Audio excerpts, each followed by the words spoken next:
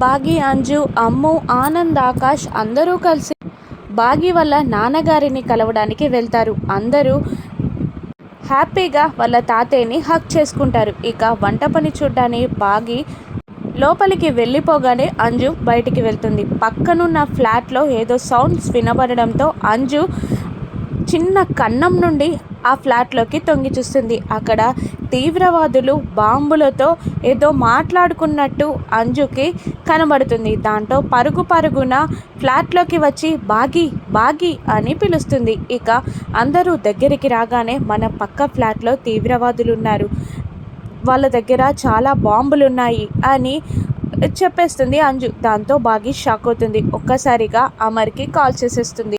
ఇక తీవ్రవాదులు వీళ్ళ ఫ్లాట్ డోర్ని కొట్టి లోపలికే ఎంటర్ అవుతారు. గన్స్తో వీళ్ళందరినీ బెదిరిస్తూ ఉంటారు. బాగి చేతిలో ఉన్న అంజుని లాక్కొని అంజు తలకి గన్ గురి పెడతారు.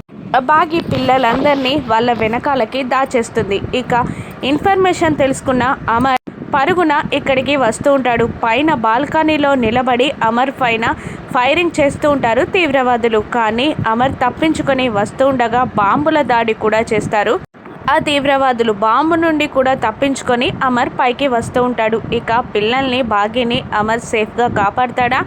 ఈ రణరంగం ఎంత దూరం వెళ్ళనుందో రాను ఎపిసోడ్స్లో చూద్దాం. Thank you for watching.